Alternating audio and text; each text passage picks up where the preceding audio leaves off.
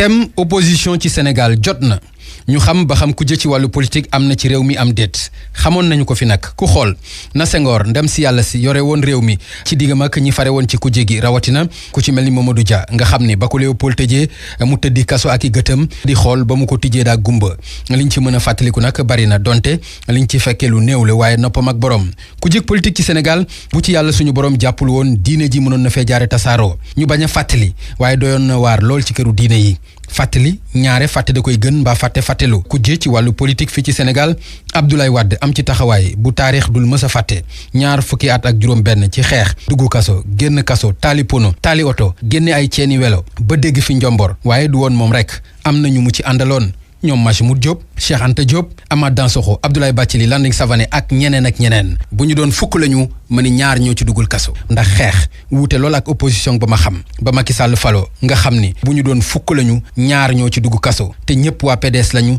te la waraloon seenub xeex ñëpp xam nañ ko weesuwul Karim Wade ba waral bu laaj bi sampoo tey ba ñu bëgg a xam ndax opposition am na fi am déet nga war a xam ni njaw des na fiw xambin ñi waroon a taxaw opposé xool nañu ba waa APR ci seen bopp ci seen biir foofee la ku jëg politique gi nekk jamono ji foofee la lépp yi jaxe ba ci coowal kéwal yi tey nga xam ni jëwriñ ñi ñu ciy tudd yépp di Abdou Karim Sall Aly Ngouille Ndiaye ak Mansour Faye mi ne day porter plainte ñoomu neen la di firi li wolof Ndiaye di wax naan ab àll la fay ñuul moo fa dib ñàkk tubaab naan ko la nature a horreur du vide opposition ci boppam moo fi amatul coowal kéwal yi rek donc waroon naa mën a tax ba ku jëg politique gi takku def benn dànk ngir lépp mën a leer mala yi ñuy pàccoo alalu réew mi lañu wutewuñu dara ak xaalis ba ñu denc fële ca trésor te kéwal yi sax mënees naa jàpp ne ay trésor lañu ndax li ñu tumuranke ci àddina bi askan wi ñoo war a xam ni far dëgg la ku ne bu la neexee nga faral ku la neex waaye far gi war a jiitu mooy faral Sénégal bu la benn leader politique war a gënal sa réew ñu war a bàyyi politique kat yi ñu jiite parti yi waaye ñoom askan wi nag ñu jiite leen ci xeex bi bañ leen cee xaar